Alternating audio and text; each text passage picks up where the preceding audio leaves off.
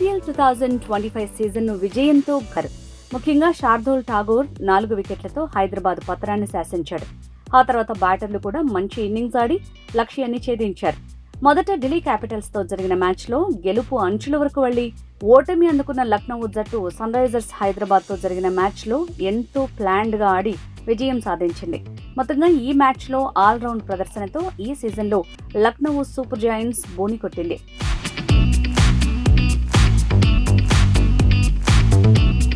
అంతకుముందు sun Risers బ్యాటర్లలో top ఆర్డర్లో Travis head 28 బంతుల్లో 47 పరుగులతో ఒక్కడే దూకుడుగా ఆడాడు. అభిషేక్ శర్మ, ఇషాన్ కిషన్ విఫలమయ్యారు. మిడిల్ ఆర్డర్లో అనికేత్ వర్మ మెరుపులు మెరిపించాడు. నితీష్ రెడ్డి, హెన్రిచ్ క్లాసన్ పర్లేదనిపించారు. పాట్ కమిన్స్ కాస్త దూకుడుగా ఆడాడు. మిగతా వారు విఫలమయ్యారు. బౌలర్లు కూడా అంతగా రాణించలేరు. మ్యాచ్ అనంతరం Sunrisers captain Pat Cummins తమ జట్టు ఓటమికి గల కారణాలను తెలిపాడు.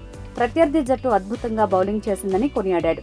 గత మ్యాచ్కి ఇప్పటికీ వికెట్ కాస్త భిన్నంగా ఉంది, కానీ మేం పరుగులు ఇంకాస్త వేగంగా చేయాల్సిందే. వారు నిజంగా అద్భుతంగా బ్యాటింగ్ చేశారు, అయినప్పటికీ వికెట్ ఇంకా మంచిగానే ఉంది. ప్రపంచంలోని అత్యుత్తమ వికెట్లలో అది ఒకటైతే ఇది రెండో ఉత్తమమైన వికెట్.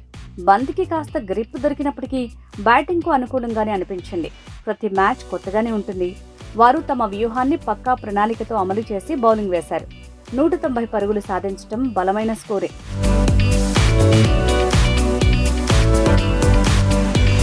సాధారణంగా ఒక బ్యాటర్ ఎప్పుడూ పూర్తిగా ఇన్నింగ్స్ ని నడిపించాలి.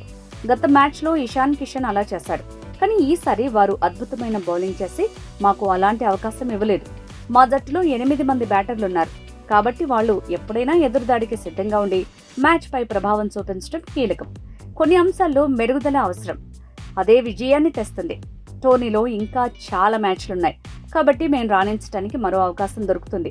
అందుకే ఈ ఓటమిని మర్చిపోయి ముందుకు సాగటం ముఖ్యం అని పాట్ కమిన్స్ పేర్కొన్నారు.